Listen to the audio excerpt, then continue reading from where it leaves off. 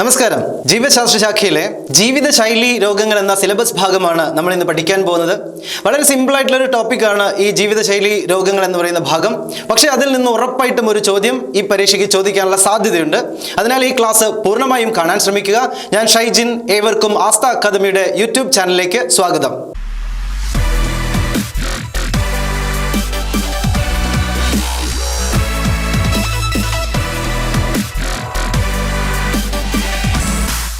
നമുക്ക് ക്ലാസ്സിലേക്ക് കിടക്കാം. ജീവിതശൈലി രോഗങ്ങൾ എന്താണ്? ജീവിതശൈലി രോഗങ്ങൾ കൊണ്ട് ഉദ്ദേശിക്കുന്നത് തെറ്റായ ജീവിതക്രമം വിളിച്ചു വരുത്തുന്ന അല്ലെങ്കിൽ ക്ഷണിച്ചു വരുത്തുന്ന രോഗങ്ങളെയാണ് ജീവിതശൈലി രോഗങ്ങൾ എന്ന് പറയുന്നത്. ഇതിന് കാരണമായ ഘടകങ്ങൾ ഏതൊക്കെയാണെന്ന് ചോദിച്ചു കഴിഞ്ഞാൽ നമ്മൾ കഴിക്കുന്ന ഭക്ഷണക്രമം, തെറ്റായ ഭക്ഷണശീലമാണ് ഒരു പ്രധാന ഘടകം എന്ന് പറയുന്നത്. പിന്നെ മറ്റൊന്ന് വ്യായാമമില്ലായ്മ, ശരിയായ രീതിയിൽ വ്യായാമം ചെയ്യാത്ത കാരണം കൊണ്ടായിരിക്കാം ജീവിതശൈലി രോഗത്തിന് കാരണമാകുന്നത്. പിന്നെ മറ്റൊന്നത് ആവശ്യമില്ലാത്ത ടെൻഷൻ, അമിതമായ ഉത്കണ്ഠ, അതൊരു ജീവിതശൈലി രോഗത്തിന് കാരണമാകാവുന്നതാണ്. പിന്നെ മറ്റു ഘടകങ്ങൾ എന്ന് പറയുന്നത് മദ്യപാനം, പുകവലി, മയക്കുമരുന്നിന്റെ ഉപയോഗം, ഇതൊക്കെയാണ് ജീവിതശൈലി രോഗത്തിന് ഹേതുവാകുന്ന ഘടകങ്ങൾ എന്നറിയപ്പെടുന്നത്. ക്ലിയർ ആയില്ലേ? ഇപ്പൊ ജീവിതശൈലി രോഗത്തിന് കാരണം എന്ന് പറയുന്നത് നമ്മുടെ തെറ്റായ ജീവിതചര്യ തന്നെയാണ് എന്ന കാര്യം ഓർത്തിരിക്കുക. ഇനി നമുക്ക് ഇത്തരം ജീവിതശൈലി രോഗങ്ങൾ ഏതൊക്കെയാണെന്ന് പഠിക്കാം. ജീവിതശൈലി രോഗങ്ങൾ പ്രധാനമായും പ്രമേഹം, ഫാറ്റി ലിവർ, പക്ഷാഘാതം, ഉയർന്ന രക്തസമ്മർദ്ദം, ഹൃദയ ആഘാതം, അർബുദം, അതുപോലെ കരളുമായി ബന്ധപ്പെട്ട രോഗങ്ങൾ, വൃക്കയുമായി ബന്ധപ്പെട്ട രോഗങ്ങൾ, ഇതൊക്കെയാണ് ജീവിതശൈലി രോഗങ്ങളിൽ ഉൾപ്പെട്ടിരിക്കുന്നത്. ആദ്യം നമുക്ക് പ്രമേഹം എന്ന രോഗത്തിലേക്ക് വരാം. എന്താണ് പ്രമേഹം എന്ന് പറഞ്ഞാൽ? അഥവാ ഡയബറ്റിസ് മെലിറ്റസ് എന്നാൽ ഡയബറ്റിസ് മെലിറ്റസ് അഥവാ പ്രമേഹം എന്ന് പറയുന്നത് ഇൻസുലിൻ എന്ന ഹോർമോണിന്റെ അപര്യാപ്തത രോഗമാണ്. അത് നമ്മൾ പഠിച്ചിട്ടുണ്ട്, കഴിഞ്ഞ ക്ലാസ്സിൽ നമ്മൾ പഠിച്ചതാണ്. പ്രമേഹം ഇൻസുലിന്റെ അപര്യാപ്തത മൂലമുണ്ടാകുന്ന രോഗമാണ്. ഇൻസുലിൻ എന്ന ഹോർമോൺ ഉൽപ്പാദിപ്പിക്കുന്നത് ഏത് ഗ്രന്ഥിയാന്ന് ഓർക്കുന്നുണ്ടോ? ഇൻസുലിൻ ഉൽപ്പാദിപ്പിക്കുന്നത് ആഗ്നേയ ഗ്രന്ഥിയാണ്. മനുഷ്യ ശരീരത്തിലെ ഒരു അന്തസ്രാവി ഗ്രന്ഥിയാണ് ആഗ്നേയ ഗ്രന്ഥി അഥവാ പാൻക്രിയാസ്. ആ ആഗ്നേയ ഗ്രന്ഥിയിലെ ബീറ്റ കോശങ്ങൾ ഉൽപ്പാദിപ്പിക്കുന്ന ഹോർമോണാണ് ഇൻസുലിൻ എന്നറിയപ്പെടുന്നത്. ആ ഇൻസുലിൻ രക്തത്തിലെ പഞ്ചസാരയുടെ അളവ് കൂടിയാൽ കുറയ്ക്കാൻ സഹായിക്കുന്ന ഹോർമോണാണ്. നമ്മൾ കഴിഞ്ഞ ക്ലാസ്സിൽ ഇതൊക്കെ പഠിച്ചതാണ്. ഇൻസുലിൻ രക്തത്തിൽ കൂടുതലുള്ള പഞ്ചസാരയുടെ അളവ് അല്ലെങ്കിൽ ഗ്ലൂക്കോസിന്റെ അളവ് കുറയ്ക്കാൻ സഹായിക്കുന്ന ഹോർമോണാണ്. എങ്ങനെയാ കുറയ്ക്കുന്നത്? രക്തത്തിൽ കൂടുതലുള്ള ഗ്ലൂക്കോസിനെ ഗ്ലൈക്കോജൻ എന്ന രൂപത്തിലേക്ക് മാറ്റി കരളിൽ സംഭരിച്ചു വെക്കാൻ പാകത്തിന് മാറ്റുകയാണ് ഇൻസുലിൻ ചെയ്യുന്നത്. അപ്പൊ ഇൻസുലിൻ രക്തത്തിൽ കൂടുതലുള്ള പഞ്ചസാരയുടെ അളവ് കുറയ്ക്കാൻ സഹായിക്കുന്ന ഹോർമോണാണ്. ഓർക്കണം, ഇൻസുലിൻ എന്ന ആ ഹോർമോൺ ഉൽപ്പാദിപ്പിക്കുന്നത് ആഗ്നേയഗ്രന്ഥിയിലെ ബീറ്റ കോശങ്ങളാണ്. പേര് മറക്കരുത്, ബീറ്റ കോശങ്ങൾ ഉൽപ്പാദിപ്പിക്കുന്ന ഹോർമോണാണ് ഇൻസുലിൻ. ആ ഇൻസുലിന്റെ അപര്യാപ്തത രോഗമാണ് പ്രമേഹം. ഇങ്ങനെയാണ് നമ്മൾ പഠിച്ചു വെച്ചത്. ഈ പ്രമേഹം തന്നെ രണ്ട് ടൈപ്പ് ഉണ്ട്. ടൈപ്പ് 1 പ്രമേഹമുണ്ട്, ടൈപ്പ് 2 പ്രമേഹമുണ്ട്. ടൈപ്പ് 1 പ്രമേഹം എന്നറിയപ്പെടുന്നത് ചെറുപ്പത്തിൽ മുതൽ, അതായത് കുഞ്ഞ് ജനിക്കുമ്പോൾ തന്നെ ഇൻസുലിൻ ഉൽപ്പാദിപ്പിക്കാതെ വരുന്ന ഒരു അവസ്ഥ. അതാണ് ടൈപ്പ് 1 വിഭാഗത്തിൽ ഉൾപ്പെടുത്തിയിരിക്കുന്നത്. അത് കുട്ടികൾക്കും ഒക്കെ ബാധിക്കാവുന്ന പ്രമേഹമാണ് ടൈപ്പ് 1 ഡയബറ്റിക് പേഷ്യൻസ് എന്ന് വിളിക്കുന്നത്. ഇപ്പൊ ടൈപ്പ് 1 എന്ന് പറഞ്ഞാൽ ജനിക്കുമ്പോൾ തന്നെ ഇൻസുലിൻ ഉൽപ്പാദിപ്പിക്കാത്ത അവസ്ഥയാണ് ടൈപ്പ് 1 ഡയബറ്റിക് പേഷ്യൻസ്. ക്ലിയർ ആയില്ലേ? ഇനി രണ്ടാമതൊരു വിഭാഗമുണ്ട്, ടൈപ്പ് 2 വിഭാഗം. ടൈപ്പ് 2 വിഭാഗത്തിൽ ഇൻസുലിന്റെ ഉൽപാദനം ചിലപ്പോൾ ഇല്ലാതെ വന്നേക്കാം, അല്ലെങ്കിൽ ഇൻസുലിൻ ഉൽപ്പാദിപ്പിക്കുന്നുണ്ടാകും, അത് വേണ്ട രീതിയിൽ ഉപയോഗിക്കാൻ ശരീരത്തിന് പറ്റാതെ വരുന്നു. ഇതാണ് ടൈപ്പ് 2 വിഭാഗത്തിൽ. അപ്പൊ ടൈപ്പ് 2 വിഭാഗത്തിൽ ഇൻസുലിൻ ഉൽപ്പാദിപ്പിക്കുന്നുണ്ടെങ്കിലും രക്തത്തിലെ പഞ്ചസാരയുടെ അളവ് നിയന്ത്രിക്കാൻ പറ്റാതെ വരുന്നു. അങ്ങനെയാണ് ഡയബറ്റിക് പേഷ്യൻ്റായി മാറുന്നത്, അതായത് പ്രമേഹ രോഗിയായി മാറുന്നത്. ഈ ടൈപ്പ് 2 പ്രമേഹം ഏകദേശം ഒരു 40 വയസ്സോടു കൂടിയാണ് സാധാരണ മനുഷ്യരിൽ കണ്ടു തുടങ്ങാറുള്ളത്. ടൈപ്പ് 1 എന്ന് പറയുന്നത് ജനിക്കുന്ന സമയം മുതൽ തന്നെ കുട്ടികൾക്ക് സംഭവിച്ചേക്കാവുന്നതാണ്. എന്നാൽ ടൈപ്പ് 2 ആണ് ജീവിതശൈലി രോഗത്തിൽ ഉൾപ്പെടുന്ന പ്രമേഹം എന്നറിയപ്പെടുന്നത്. ജീവിതശൈലി രോഗത്തിൽ ഉൾപ്പെടുന്ന പ്രമേഹമാണ് ടൈപ്പ് 2 വിഭാഗത്തിൽ ഉൾപ്പെടുത്തിയിരിക്കുന്നത്. അപ്പൊ പ്രമേഹം ഇൻസുലിന്റെ അപര്യാപ്തത മൂലം ഉണ്ടാകുന്ന രോഗമാണ്. ഇനി രണ്ടാമതൊരു കാര്യം പറയാനുള്ളത്, ആൽഫ കോശങ്ങൾ, ഈ ആഗ്നേയ ഗ്രന്ഥിയിലെ തന്നെ ആൽഫ കോശങ്ങൾ ഉൽപ്പാദിപ്പിക്കുന്ന ഒരു ഹോർമോൺ ഉണ്ടല്ലോ, അതിന്റെ പേരെന്താണ്? ഗ്ലൂക്കഗോൺ. ഗ്ലൂക്കഗോൺ മറന്നിട്ടില്ലല്ലോ. ഗ്ലൂക്കഗോൺ എന്ന ഹോർമോണിന്റെ ധർമ്മം എന്താ? രക്തത്തിൽ കുറവുള്ള പഞ്ചസാരയുടെ അളവ് ഉയർത്താൻ സഹായിക്കുന്ന ഹോർമോണാണ് ഗ്ലൂക്കഗോൺ. അത് ഉൽപ്പാദിപ്പിക്കുന്ന കോശം ഏതാണ്? ആൽഫ കോശങ്ങൾ. ചിലപ്പോൾ ഈ ആൽഫ കോശങ്ങൾ ഉൽപ്പാദിപ്പിക്കുന്ന ഗ്ലൂക്കഗോണിന്റെ അപര്യാപ്തത വന്നാൽ രക്തത്തിൽ പഞ്ചസാരയുടെ അളവ് ഗണ്യമായി കുറഞ്ഞു നമ്മൾ പറയാറുണ്ട് നോർമൽ ഷുഗർ ലെവൽ, നമ്മുടെ ശരീരത്തിലെ രക്തത്തിലെ പഞ്ചസാരയുടെ അളവ് 80 മുതൽ 120 mg ആണ് 100 മില്ലി രക്തത്തിൽ വേണ്ടതെന്ന് പറയാറുണ്ട്.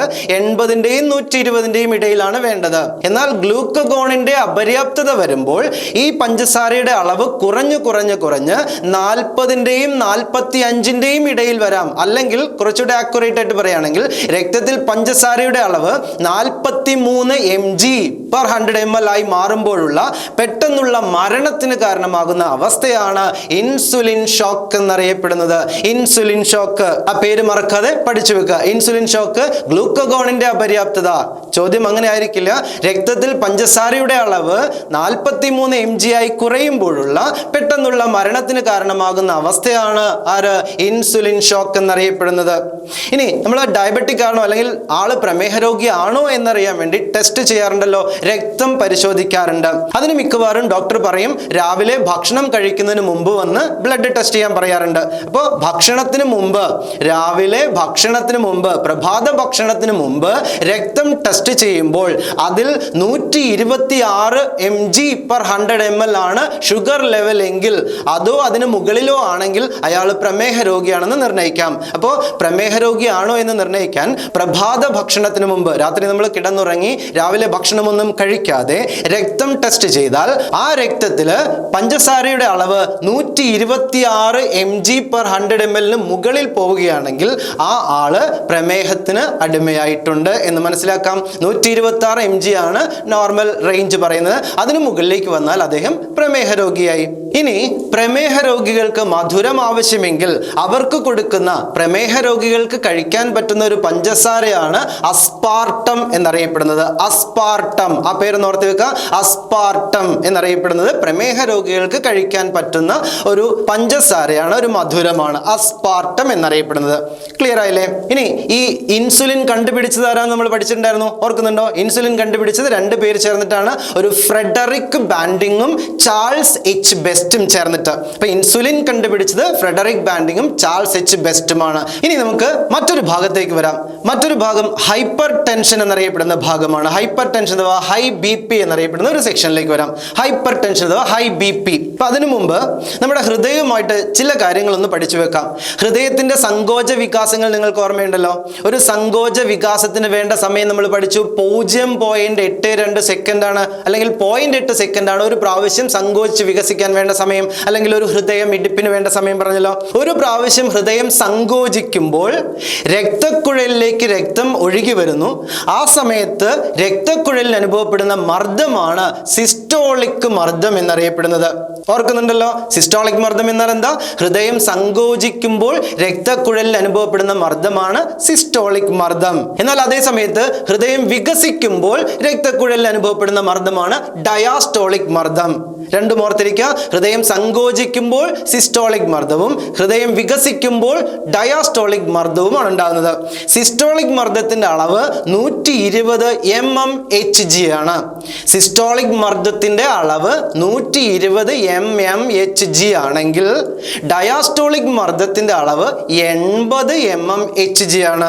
ഇനി ആ സിസ്റ്റോളും ഡയാസ്റ്റോളും വെച്ചുകൊണ്ട് നമ്മുടെ നോർമൽ ബി പി പറയാമല്ലോ. നമ്മുടെ സാധാരണ രക്തസമ്മർദ്ദം അത് എത്രയാണ്?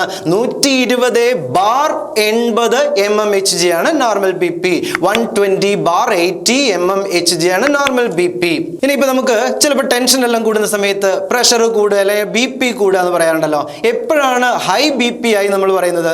നോർമൽ ബി പി 120/80 mmHg ആണ്. അതിൽ നിന്നും കൂടി 140/90 mmHg, അതും അതിന് മുകളിലായാൽ നമ്മൾ പറയും നമുക്ക് ഹൈപ്പർ ടെൻഷനായി, ഹൈ ബി പി ആയി എന്ന്. ഇപ്പൊ ഹൈപ്പർ ടെൻഷൻ എന്ന് പറഞ്ഞാൽ 140/90 mmHg ഉയർന്നാൽ ഉണ്ടാകുന്ന അവസ്ഥയാണ് ഹൈപ്പർ ടെൻഷൻ അഥവാ ഹൈ ബി പി. ആ പേര് മറക്കണ്ട, ഓർത്ത് വെച്ചോളൂ. ജീവിതശൈലി രോഗങ്ങളിൽ നിന്ന് ഒരുപക്ഷെ ചോദിക്കാൻ സാധ്യതയുള്ളത് ഈ ഭാഗത്ത് നിന്നായിരിക്കാം. അതിൽ നിന്ന് തന്നെ ചോദിക്കാൻ സാധ്യതയുള്ള ഒരു പേര് നിശബ്ദ കൊലയാളി എന്നറിയപ്പെടുന്ന രോഗമേത്?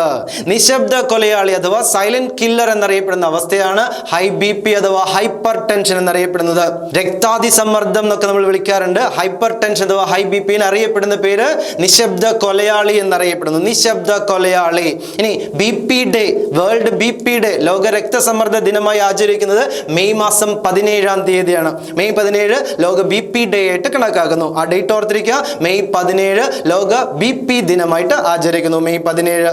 ഇനി ഈ രക്തസമ്മർദ്ദം കൂടിയാലോ കുറഞ്ഞാലോ ഒക്കെ പലതരത്തിലുള്ള രോഗങ്ങൾക്ക് കാരണമാകാറുണ്ട്. അതിലൊന്നാണ് ഹെമറേജ്. ഹെമറേജ് എന്താ ഹെമറേജ് എന്ന് പറഞ്ഞാൽ ശരീരത്തിനകത്ത് വെച്ച് രക്തക്കുഴലുകൾ പൊട്ടുന്ന അവസ്ഥയാണ് ഹെമറേജ് എന്നറിയപ്പെടുന്നത്. ശരീരത്തിനകത്ത് വെച്ച് രക്തക്കുഴലുകൾ പൊട്ടി അതിൽ നിന്ന് രക്തം പുറത്തേക്ക് വന്ന് ആ ശരീരഭാഗങ്ങളിൽ വെച്ച് കട്ട പിടിക്കുന്ന രോഗമാണ് ഹെമറേജ് എന്നറിയപ്പെടുന്നത്. ഈ ഹെമറേജ് തലച്ചോറിന്റെ ഭാഗത്താണ് സംഭവിക്കുന്നതെങ്കിൽ ആ രോഗത്തിന് നമ്മൾ സെറിബ്രൽ ഹെമറേജ് എന്നാ വിളിക്കാം. Cerebral haemorrhage. അങ്ങനെ സെറിബ്രൽ ഹെമറേജ് സംഭവിച്ചാലുണ്ടാകുന്ന രോഗമാണ് പക്ഷാഘാതം. പക്ഷാഘാതം അഥവാ സ്ട്രോക്ക്. അപ്പൊ സ്ട്രോക്കിന് അല്ലെങ്കിൽ പക്ഷാഘാതത്തിന് കാരണമായ ഒരു ഘടകം എന്ന് പറയുന്നത് ഈ ഹെമറേജ് ആണ്. ഹെമറേജ്. അപ്പൊ ഹെമറേജ് ഓർത്തിരിക്കുക, രക്തക്കുഴല് പൊട്ടുക. അതും എവിടെയാ? ശരീരത്തിനകത്ത് വെച്ച്.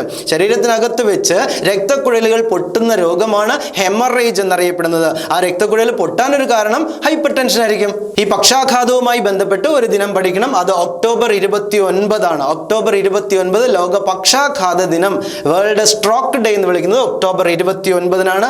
ലോക ബി പി ഡേ എന്ന് വിളിക്കുന്നത് മെയ് 17-നാണ്. രണ്ടും മറന്നു പോകാതെ പഠിച്ചു വെക്കുക. ഇത്രയും കിട്ടിയല്ലോ. ഇത് ഹൈപ്പർ ടെൻഷൻ, ഹൈ ബി പിയുമായിട്ട് ബന്ധപ്പെട്ട കുറച്ച് കാര്യങ്ങൾ. ഇനി നമുക്ക് മറ്റൊരു സെക്ഷനിലേക്ക് വരാം. കൊളസ്ട്രോൾ എന്ന് വിളിക്കുന്ന ഭാഗം. കൊളസ്ട്രോൾ അതും ഒരു ജീവിതശൈലി രോഗാവസ്ഥയാണ്.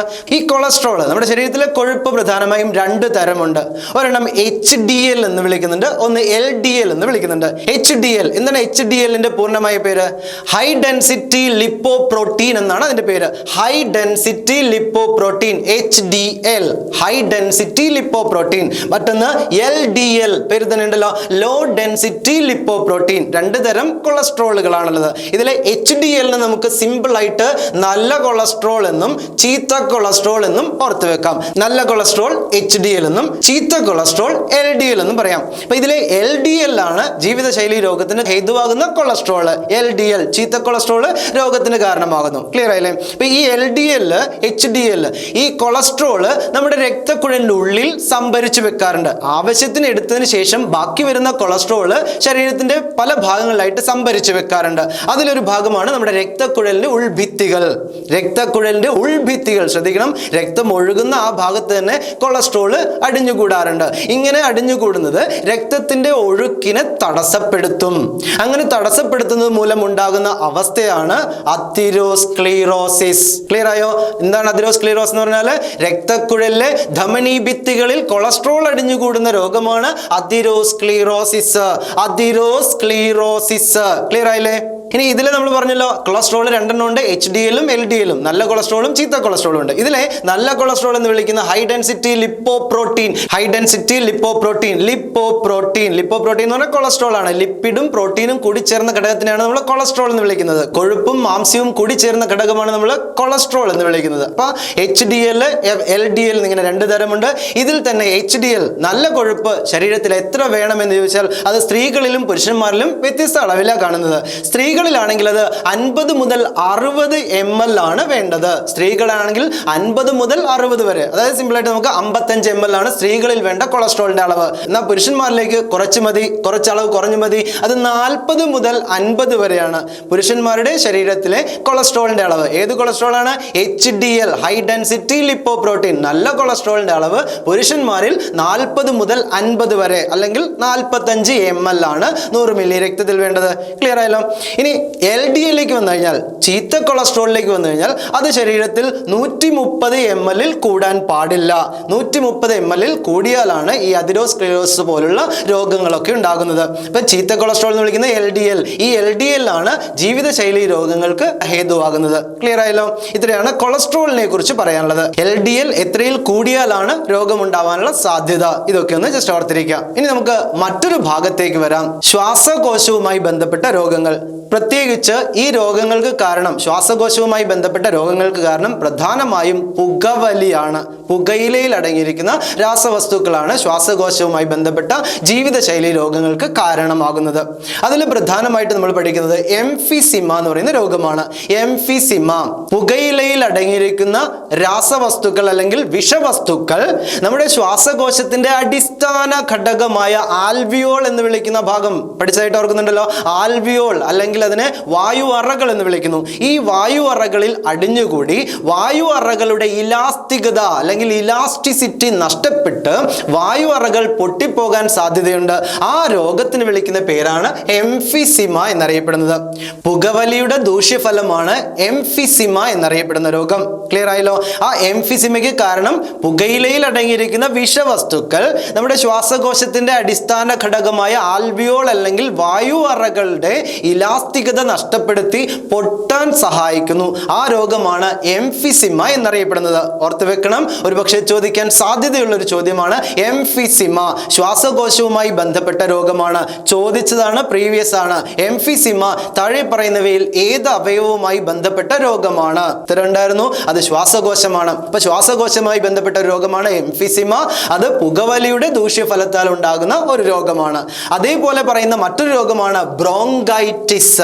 ബ്രോങ്കൈറ്റിസ് അണുബാധ മൂലം ശ്വാസകോശത്തെ ബാധിക്കുന്ന വീക്കം ഏത്? അത് ബ്രോങ്കൈറ്റിസ് ആണ്. ബ്രോങ്കൈറ്റിസ് രണ്ട് രീതിയിൽ നമുക്ക് പഠിക്കാം. ഒന്ന്, അണുബാധ മൂലമുണ്ടാകുന്ന വീക്കമാണ് ബ്രോങ്കൈറ്റിസ്. ബാക്ടീരിയയോ വൈറസോ മൂലമുണ്ടാകുന്ന അണുബാധ മൂലവും ബ്രോങ്കൈറ്റിസ് വരാം. അല്ലെങ്കിൽ പുകയിലയിൽ അടങ്ങിയിരിക്കുന്ന വിഷവസ്തുക്കൾ, പ്രത്യേകിച്ച് കാർബൺ മോണോക്സൈഡ് അടക്കമുള്ള ഘടകങ്ങളെല്ലാം വന്ന് നമ്മുടെ ബ്രോങ്കിയോളുകൾ, എന്താണെന്നറിയാമോ ബ്രോങ്കിയോളുകൾ എന്ന് പറഞ്ഞാൽ? ബ്രോങ്കിയോളുകൾ എന്ന് പറഞ്ഞാൽ ശ്വാസം ഉള്ളിലേക്ക് എടുത്ത് ശ്വാസകോശത്തിലേക്ക് ശ്വാസം കൊടുക്കുന്ന അവസാനത്തെ പൈപ്പുകൾക്ക് വിളിക്കുന്ന പേരാണ് ബ്രോങ്കിയോളുകൾ. ബ്രോങ്കിയോളുകൾ, വായുനാളികൾ എന്ന് വിളിക്കുന്നു. ഈ വായുനാളികളിലാണ് പുകയിലയിൽ അടങ്ങിയിരിക്കുന്ന വിഷവസ്തുക്കളെല്ലാം വന്നടിഞ്ഞുകൂടി അവിടെ ശ്ലേഷ്മം ഉണ്ടാക്കുകയും ഒപ്പം അതിന് വീക്കം ഉണ്ടാക്കുകയും ചെയ്യുന്നു. ഈ രോഗമാണ് ബ്രോങ്കൈറ്റിസ് എന്നറിയപ്പെടുന്നത്. ആ സമയത്ത് നല്ല കഫത്തോടു കൂടിയ ചുമയൊക്കെ ഉണ്ടാവുന്ന ഒരവസ്ഥയാണ് ബ്രോങ്കൈറ്റിസ് എന്നറിയപ്പെടുന്നത്. അപ്പോൾ ബ്രോങ്കൈറ്റിസ് രണ്ട് രീതിയിൽ പറയാം. അത് രോഗാണുബാധ മൂലവും ബ്രോങ്കൈറ്റിസ് വരാം, അതുപോലെ പുകയിലയിൽ അടങ്ങിയിരിക്കുന്ന വിഷവസ്തുക്കൾ മൂലം വരാം. അതുമല്ലെങ്കിൽ പോയിസണസ് ആയിട്ടുള്ള വായു, നമ്മുടെ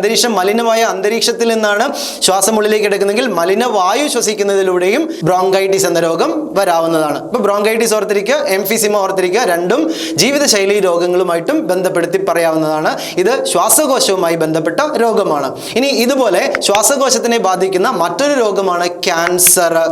ക്യാൻസർ, ശ്വാസകോശാർബുദം, ലങ് ക്യാൻസർ എന്നറിയപ്പെടുന്നു. ലങ് ക്യാൻസറിന് കാരണം എന്താ? ശ്വാസകോശാർബുദത്തിന് കാരണം പുകയിലയിൽ അടങ്ങിയിരിക്കുന്ന കാർസിനോജൻ എന്ന ഘടകമാണ്. കാർസിനോജൻ എന്ന ഘടകമാണ് ലങ് ക്യാൻസറിന് കാരണമാകുന്നത്. ശ്വാസകോശാർബുദത്തിന് കാരണമാകുന്ന ഘടകമാണ് കാർസിനോജനുകൾ. ഈ പേര് ഓർത്തിരിക്കണം, കാർസിനോജനുകൾ. ലങ് ക്യാൻസറിന് അല്ലെങ്കിൽ ശ്വാസകോശ ക്യാൻസറിന് കാരണമാകുന്ന ഘടകമാണ് കാർസിനോജൻ എന്നറിയപ്പെടുന്നത്. ക്ലിയർ ആയല്ലോ? ഇത്രയും ഓർത്തിരിക്കാം. ഇത് കൂടാതെ മറ്റു പല രോഗങ്ങളുണ്ട്, കൂടുതലായിട്ട് പോകുന്നില്ല. ഇത്രയും ഓർത്തിരിക്കുക, എംഫിസിമ, ബ്രോങ്കൈറ്റിസ്, ക്യാൻസർ. ആ മൂന്ന് കാര്യങ്ങൾ ശ്വാസകോശവുമായി ബന്ധപ്പെട്ട് പഠിക്കാൻ വേണ്ടി ശ്രമിക്കാം. ഇനി നമുക്ക് മറ്റൊരു ഭാഗത്തേക്ക് വരാം. കരളുമായി ബന്ധപ്പെട്ട് കുറെ രോഗങ്ങൾ ഉണ്ടാവുന്നുണ്ട്. അതിലൊന്നാണ് സീറോസിസ് എന്നറിയപ്പെടുന്നത്. Liver cirrhosis. പേര് കേട്ടപ്പോൾ തന്നെ കിട്ടിയല്ലോ. ഏത് ദുഷിച്ച ശീലം മൂലമാണ് സീറോസിസ് ഉണ്ടാവുന്നത്? അത് മദ്യപാനം മൂലം കരളിനെ ബാധിക്കുന്ന രോഗമാണ് ലിവർ സീറോസിസ് എന്നറിയപ്പെടുന്നത്. മദ്യത്തിന്റെ അമിതോപയോഗം മൂലം കരളിനെ ബാധിക്കുന്ന രോഗം ഏത്? പരീക്ഷയ്ക്ക് ചോദിച്ചത് അങ്ങനെയാണ്. മദ്യത്തിന്റെ അമിതോപയോഗം മൂലം കരളിനെ ബാധിക്കുന്ന രോഗമാണ് ലിവർ സീറോസിസ് എന്നറിയപ്പെടുന്നത്. ലിവർ സീറോസിസ്, ആ പേര് മറക്കണ്ട. മദ്യത്തിന്റെ അമിതോപയോഗം മൂലം കരളിനെ ബാധിക്കുന്ന അല്ലെങ്കിൽ കരളിലെ കോശങ്ങൾക്ക് ജീർണാവസ്ഥയിലേക്ക് എത്തുന്ന രോഗമാണ് ലിവർ സീറോസിസ് എന്നറിയപ്പെടുന്നത്. അതേപോലെ മദ്യത്തിന്റെ അമിതോപയോഗം മൂലം കരളിന് ഹെപ്പറ്റൈറ്റിസ് എന്ന രോഗവും ഉണ്ടാവാറുണ്ട്. കഴിഞ്ഞ ക്ലാസ്സിൽ നമ്മൾ പഠിച്ചു, ഹെപ്പറ്റൈറ്റിസ് എന്നറിയപ്പെടുന്നത് വൈറസ് മൂലം കരളിനെ ബാധിക്കുന്ന രോഗമാണ്. അത് ഹെപ്പറ്റൈറ്റിസ് 6 തരമുണ്ട്. ABCDE&G ഇങ്ങനെ 6 തരം ഹെപ്പറ്റൈറ്റിസുകൾ ഉണ്ടെന്ന് പറഞ്ഞു. കൂടാതെ മദ്യത്തിന്റെ അമിതോപയോഗം മൂലം കരളിനെ ബാധിക്കുന്ന ഒരു ഹെപ്പറ്റൈറ്റിസ് ഉണ്ട്. അതിനെ ടോക്സിക് ഹെപ്പറ്റൈറ്റിസ് എന്നാണ് വിളിക്കുക. മദ്യത്തിന്റെ അമിതോപയോഗം മൂലം കരളിനെ ബാധിക്കുന്ന രോഗമാണ് ടോക്സിക് ഹെപ്പറ്റൈറ്റിസ്. ആ രണ്ട് പേരുകൾ ഓർത്തിരിക്കാലോ. ഒന്ന് ലിവർ സീറോസിസ് എന്നറിയപ്പെടുന്നത് മദ്യത്തിന്റെ അമിതോപയോഗം മൂലമാണ്. മദ്യത്തിന്റെ അമിതോപയോഗം മൂലം കരളിനെ ബാധിക്കുന്ന ഹെപ്പറ്റൈറ്റിസ് ആണ് ടോക്സിക് ഹെപ്പറ്റൈറ്റിസ് എന്നറിയപ്പെടുന്നത്. Toxic hepatitis. ക്ലിയർ ആയല്ലോ?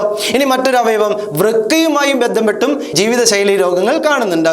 നമ്മൾ കഴിക്കുന്ന ഭക്ഷണത്തിൽ നിന്ന് കാൽസ്യത്തിന്റെ അളവൊക്കെ കൂടുതലായി വന്നാൽ കാൽസ്യം ക്രിസ്റ്റലുകളായിട്ട് വൃക്കയിൽ അടിഞ്ഞുകൂടാറുണ്ട്. വൃക്കയിൽ കാൽസ്യത്തിന്റെ ക്രിസ്റ്റലുകൾ അടിഞ്ഞുകൂടുന്ന രോഗം നമ്മൾ പഠിച്ചിട്ടുണ്ടല്ലോ, വൃക്കയിലെ കല്ല്. വൃക്കയിലെ കല്ല്. ഈ വൃക്കയിലെ കല്ല് രാസപരമായി എന്താണ് എന്ന് ചോദിച്ചിട്ടുണ്ട്. ഇനിയും ചോദിക്കാം. വൃക്കയിലെ കല്ല് രാസപരമായി കാൽസ്യം ഓക്സലേറ്റ് എന്ന ഘടകമാണ്. Calcium oxalate. വൃക്കയിലെ കല്ല് കാൽസ്യം ക്രിസ്റ്റൽ എന്ന് നമ്മൾ വിളിക്കുന്നു. കാൽസ്യത്തിന്റെ ഓക്സലേറ്റ് ആണ്. കാൽസ്യം ഓക്സലേറ്റ് ആണ് വൃക്കയിലെ കല്ല് എന്നറിയപ്പെടുന്നത്. ഈ കല്ലിന് ചിലപ്പോൾ ഇളക്കം സംഭവിക്കാറുണ്ട്. ആ ഇളക്കം സംഭവിക്കുമ്പോൾ അസഹ്യമായൊരു വേദന അനുഭവപ്പെടാറുണ്ട്. വൃക്കയിലെ കല്ല് മൂലം അല്ലെങ്കിൽ വൃക്കയുടെ കല്ലിന്റെ അനക്കം മൂലം ഉണ്ടാകുന്ന അസഹ്യമായ വേദനയ്ക്ക് വിളിക്കുന്ന പേര് റീനൽ കോലിക് എന്നാണ്. റീനൽ കോലിക്. പേര് മറക്കണ്ട, റീനൽ കോലിക്. വൃക്കയിലെ കല്ലിന്റെ അനക്കം മൂലം ഉണ്ടാകുന്ന അസഹ്യമായ വേദനയ്ക്ക് വിളിക്കുന്ന പേരാണ് റീനൽ കോലിക് എന്നറിയപ്പെടുന്നത്. ക്ലിയർ ആയല്ലോ? ഇനി മറ്റൊരു വിഭാഗത്തിലേക്ക് വരാം. ക്യാൻസർ, അർബുദം അഥവാ ക്യാൻസർ എന്ന വിഭാഗം. എന്താണ് അർബുദം എന്ന് പറഞ്ഞാൽ? ഒരു പ്രദേശത്തെ കോശങ്ങൾക്ക് അൺകൺട്രോൾഡ് മൾട്ടിപ്ലിക്കേഷൻ നടക്കുകയാണെങ്കിൽ, കൺട്രോൾ ഇല്ലാതെ അതിൻ്റെ എണ്ണം പെരുകിക്കൊണ്ടിരിക്കുകയാണെങ്കിൽ, സാധാരണ ഒരു കോശം, നമ്മുടെ ശരീരത്തിൽ ഒരു കോശം 24 മണിക്കൂറിൽ 2 കോശങ്ങളായിട്ട് വിഭജിക്കുന്ന രീതിയായിരുന്നു നടക്കുന്നതെങ്കിൽ ഇത് ചിലപ്പോൾ 2 മണിക്കൂറിനുള്ളിൽ തന്നെ എണ്ണം കൂടി വരിക. അപ്പൊ കൺട്രോൾ ഇല്ലാതെ കോശങ്ങളുടെ വിഭജനം സംഭവിച്ച് തൊട്ടടുത്തുള്ള ടിഷ്യൂവിലേക്കൊക്കെ പടരുന്ന രോഗമാണ് ക്യാൻസർ എന്നറിയപ്പെടുന്നത്. അപ്പൊ ക്യാൻസർ എന്ന് പറഞ്ഞാൽ കോശങ്ങളുടെ അനിയന്ത്രിതമായ വിഭജനം മൂലമുണ്ടാകുന്ന രോഗമാണ് ക്യാൻസർ അഥവാ അർബുദം എന്നറിയപ്പെടുന്നത്. ഈ അർബുദത്തിന് കാരണമായ ജീനിന്റെ പേര് ഓങ്കോജീൻ എന്നാണെന്ന് ഒരു പക്ഷേ നിങ്ങൾ പഠിച്ചിട്ടുണ്ടാവും. ഇല്ലെങ്കിൽ ഓർത്തു വെക്കണം, ക്യാൻസറിന് കാരണമായ ജീനുകളാണ് ഓങ്കോജീനുകൾ എന്നറിയപ്പെടുന്നത്. ഓങ്കോജീൻ. ക്യാൻസറിന് കാരണമായ ജീനുകളാണ് ഓങ്കോജീൻ എന്നറിയപ്പെടുന്നത്. ഇനി ക്യാൻസർ ബാധിച്ചിട്ടുണ്ടോ എന്നറിയാൻ വേണ്ടി ടെസ്റ്റ് ചെയ്യാറുണ്ട്. ഇപ്പൊ നമ്മുടെ ശരീരത്തിൽ ക്യാൻസർ ബാധിച്ചിട്ടുണ്ടോ എന്നറിയാൻ വേണ്ടി അവിടെയുള്ള കോശങ്ങൾ കളക്ട് ചെയ്തിട്ട് പരീക്ഷണത്തിന് എടുക്കുകയാണെങ്കിൽ അതിന് വിളിക്കുന്ന പേരാണ് ബയോപ്സി ടെസ്റ്റ് എന്ന് വിളിക്കുന്നത്. ബയോപ്സി കേട്ട് പരിചയമുണ്ടല്ലോ. ബയോപ്സി. ക്യാൻസർ ടെസ്റ്റിന് വിളിക്കുന്ന പേരാണ് ബയോപ്സി ടെസ്റ്റ് എന്നറിയപ്പെടുന്നു. Biopsy test. ഇനി 2-3 ക്യാൻസർ രോഗങ്ങളെ കുറിച്ച് നോക്കാം. ഒന്ന് കാർസിനോമ എന്നറിയപ്പെടുന്ന ഒരു രോഗം. കാർസിനോമ കേട്ട് പരിചയമുണ്ടോ? എന്താണ് കാർസിനോമ എന്ന് പറഞ്ഞാൽ? നമ്മുടെ ശരീരത്തിലെ എപ്പിത്തീലിയൽ കലകളെ ബാധിക്കുന്ന ക്യാൻസറിന് വിളിക്കുന്ന പേരാണ് കാർസിനോമ. എപ്പിത്തീലിയൽ കലകൾ, നമ്മുടെ ആവരണ കലകൾ ഉണ്ടല്ലോ, നമ്മുടെ ശരീരത്തിന്റെ ഏറ്റവും പുറമേയുള്ള ആവരണമാണ് എപ്പിത്തീലിയൽ കലകൾ. അല്ലെങ്കിൽ അവയവങ്ങളുടെയൊക്കെ ആന്തര അവയവങ്ങളുടെയൊക്കെ പുറം ഭാഗം നിർമ്മിച്ചിരിക്കുന്ന കലകളാണ് എപ്പിത്തീലിയൽ കലകൾ.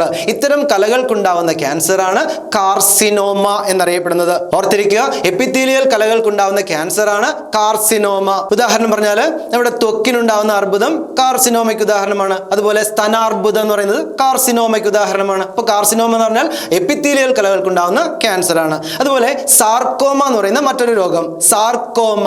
സാർക്കോമ എവിടെ ഉണ്ടാവുക? അത് സാധാരണ അസ്ഥികളെ ബാധിക്കുന്ന രോഗമാണ്. അസ്ഥികൾക്ക് ബാധിക്കുന്ന ക്യാൻസർ ആണ് സാർക്കോമ എന്ന പേരിൽ അറിയപ്പെടുന്നത്. ക്ലിയർ ആയോ? മൂന്നാമതൊരെണ്ണം പറയുന്നു മെലനോമ. മെലനോമ എന്ന് പറയുന്നത് സാധാരണ നമ്മുടെ ശരീരത്തിലേക്ക് അൾട്രാ വയലറ്റ് കിരണങ്ങളൊക്കെ കൂടുതലായിട്ട് പതിക്കുകയാണെങ്കിൽ സ്കിന്നിനുണ്ടാകുന്ന, ത്വക്കിനുണ്ടാകുന്ന ക്യാൻസർ ആണ് മെലനോമ. മെലനോമ. ശാസ്ത്രീയമായിട്ട് പറയുകയാണെങ്കിൽ മാലിഗ്നന്റ് മെലനോമ എന്നാണ് സയൻസുകാർ വിളിക്കാറുള്ളത്. Malignant melanoma. അൾട്രാ വയലറ്റ് കിരണങ്ങളുടെയൊക്കെ പ്രവർത്തന ഫലമായി ഉണ്ടാകുന്ന രോഗമാണ്, ക്യാൻസർ ആണ് മെലനോമ എന്നറിയപ്പെടുന്നത്. അപ്പോൾ ഓർത്തിരിക്കാലോ, കാർസിനോമ, സാർക്കോമ, മെലനോമ തുടങ്ങിയ 3 ക്യാൻസർ രോഗങ്ങൾ. ഇനി മറ്റൊരു ഭാഗത്തേക്ക് വരാം. നമ്മൾ നേരത്തെ കൊളസ്ട്രോളിനെ കുറിച്ച് പറഞ്ഞു. ഒപ്പം തന്നെ പഠിക്കേണ്ട മറ്റൊരു രോഗമാണ് പൊണ്ണത്തടി. പൊണ്ണത്തടി അഥവാ ഒബേസിറ്റി അല്ലെങ്കിൽ അമിതവണ്ണം എന്നൊക്കെ അറിയപ്പെടുന്നത്. ഒബേസിറ്റി അഥവാ പൊണ്ണത്തടി എന്നറിയപ്പെടുന്നത്. അപ്പോൾ ഈ പൊണ്ണത്തടി ഉണ്ടോ എന്നറിയാൻ വേണ്ടി ഉപയോഗിക്കുന്ന ഒരു മാപിനിയാണ് അല്ലെങ്കിൽ ഒരു ഏകകമാണ് BMI എന്നറിയപ്പെടുന്നത്. എന്താണ് BMIന്റെ പൂർണ്ണമായ പേര്? ബോഡി മാസ് ഇൻഡെക്സ് എന്നാണ് വിളിക്കുന്നത്. ബോഡി മാസ് ഇൻഡെക്സ് എന്നാണ് BMI അറിയപ്പെടുന്നത്. Body mass index. അത് വെച്ചുകൊണ്ട് നമ്മുടെ പൊണ്ണത്തടി നമുക്ക് തന്നെ അളന്നെടുക്കാവുന്നതാണ്. ഉദാഹരണം പറയുകയാണെങ്കിൽ ഇപ്പോൾ നമുക്ക് നിങ്ങളുടെ ഭാരത്തിനെ, നിങ്ങളുടെ ശരീരഭാരത്തിനെ നിങ്ങളുടെ ശരീരത്തിന്റെ ഹൈറ്റ് കൊണ്ട് ഡിവൈഡ് ചെയ്താൽ മതി. അങ്ങനെ സിമ്പിളായിട്ട് ചെയ്താൽ കിട്ടില്ല. ശരീരഭാരത്തിനെ മുകളിൽ എഴുതുക, താഴെ നിങ്ങളുടെ ശരീരത്തിന്റെ ഹൈറ്റ്, അതും മീറ്ററിലുള്ളത് എടുക്കണം. മീറ്ററിൽ എടുത്തിട്ട് സ്ക്വയർ ചെയ്യണം. എന്നിട്ട് വെയിറ്റിനെ ഡിവൈഡ് ചെയ്ത് കഴിഞ്ഞാൽ നിങ്ങളുടെ ബോഡി മാസ് ഇൻഡെക്സ് കിട്ടും. അത് ചെയ്ത് കഴിയുമ്പോൾ, അതായത് നിങ്ങൾക്ക് ഇത്രയേ ഉള്ളൂ, വെയിറ്റിനെ ഹൈറ്റ് കൊണ്ട് ഡിവൈഡ് ചെയ്യുക. ആ ഹൈറ്റ് മീറ്ററിൽ എടുക്കണം, ഒപ്പം സ്ക്വയർ ചെയ്യണം. Weight divide by height in metre square ചെയ്തു കഴിഞ്ഞാൽ ബോഡി മാസ് ഇൻഡെക്സ് കിട്ടും. ക്ലിയർ ആയല്ലോ? ഈ ബോഡി മാസ് ഇൻഡെക്സ് നിങ്ങൾ ചെയ്തു കഴിയുമ്പോൾ നിങ്ങൾക്ക് കിട്ടുന്ന അളവ് 25ന്റെയും 30ന്റെയും ഇടയിലാണെങ്കിൽ ഏകദേശം നിങ്ങൾക്ക് വെയിറ്റ് കൂടിക്കൊണ്ടിരിക്കുകയാണ്, അല്ലെങ്കിൽ പൊണ്ണത്തടിയിലേക്ക് അടുത്തുകൊണ്ടിരിക്കുകയാണെന്ന് മനസ്സിലാക്കിക്കൊള്ളണം. ഇനി 30ന് മേലെയാണ് കിട്ടിയിരിക്കുന്നതെങ്കിൽ നിങ്ങൾക്ക് പൊണ്ണത്തടി തുടങ്ങി, നിങ്ങൾ പൊണ്ണത്തടിയിലേക്ക് എത്തിയിരിക്കുന്നു എന്ന് മനസ്സിലാക്കാം. ഇനി നിങ്ങൾക്ക് BMI കിട്ടിയിരിക്കുന്നത് 18.5നും താഴെയാണെങ്കിൽ അത് അണ്ടർ വെയിറ്റ് ആയിരിക്കും, വെയിറ്റ് കുറവായിരിക്കും. വെയിറ്റ് കുറയാനും പാടില്ല, കൂടാനും പാടില്ല, ഒരു നിശ്ചിത അളവിൽ കൊണ്ടുപോകണം. അതിന്റെ അളവ് കൂടിയാൽ പൊണ്ണത്തടിയാവും. പൊണ്ണത്തടിക്ക് കാരണമാകുന്നത് നമ്മുടെ ശരിയായ രീതിയിൽ അല്ലാത്ത ഭക്ഷണക്രമം തന്നെയാണ്. ചില ആളുകൾ പൊരിച്ച ഭക്ഷണ സാധനങ്ങളാണ്, എണ്ണയിൽ പൊരിച്ചെടുത്ത ഭക്ഷണ സാധനങ്ങൾ സാധാരണ കൂടുതലായിട്ട് കഴിക്കാറുണ്ട്. അത്തരം ആൾക്കാർക്കോ അല്ലെങ്കിൽ ചിലപ്പോൾ ഭക്ഷണക്രമം കൂടാതെ മറ്റു കാരണങ്ങൾ കൊണ്ടും ഉണ്ടാകും കേട്ടോ. ഹോർമോണിന്റെ അളവ് കൂടുന്നതുകൊണ്ട് പൊണ്ണത്തടി വരാം, ചിലപ്പോൾ മരുന്നുകൾ ഉപയോഗിക്കുന്നതുകൊണ്ട് പൊണ്ണത്തടി വരാം, അല്ലെങ്കിൽ ജനിതകമായി മാറ്റങ്ങൾ വരുന്ന മൂലം പൊണ്ണത്തടി വരാം. ഇങ്ങനെ പല കാരണങ്ങൾ വരാം. അതിൽ പക്ഷേ ജീവിതശൈലി രോഗങ്ങളിൽ നമ്മുടെ ശരിയായ രീതിയിൽ അല്ലാത്ത ഭക്ഷണക്രമമായിരിക്കും പൊണ്ണത്തടിക്ക് കാരണം. ഒപ്പം വ്യായാമമില്ലായ്മയെല്ലാം ഈ പൊണ്ണത്തടിക്ക് കാരണമാകാറുണ്ട്. ക്ലിയർ ആയല്ലോ? അപ്പൊ ഇത്രയാണ് പൊണ്ണത്തടിയെ കുറിച്ച് പറയാനുള്ളത്. ഇത്രയാണ് ഇന്നത്തെ ക്ലാസ്സിൽ നമ്മൾ പഠിക്കാൻ ഉദ്ദേശിച്ചിരുന്നത്. ഇത് വളരെ സിമ്പിൾ ആയിട്ടുള്ള ഒരു ടോപ്പിക്കാണ്. ഒരു പക്ഷേ ഇപ്പൊ തന്നെ നിങ്ങളെല്ലാം പഠിച്ചു കഴിഞ്ഞിരിക്കുന്നു എന്ന് വിചാരിക്കുന്നു. ആദ്യമായിട്ടാണ് നമ്മുടെ ഈ ചാനൽ കണ്ടുകൊണ്ടിരിക്കുന്നതെങ്കിൽ തീർച്ചയായും സബ്സ്ക്രൈബ് ചെയ്യാൻ വേണ്ടി ശ്രമിക്കുക, ലൈക്ക് ചെയ്യുക, ഷെയർ ചെയ്യുക, കമന്റ് ചെയ്യുക, പ്രോത്സാഹിപ്പിക്കുക. നന്ദി.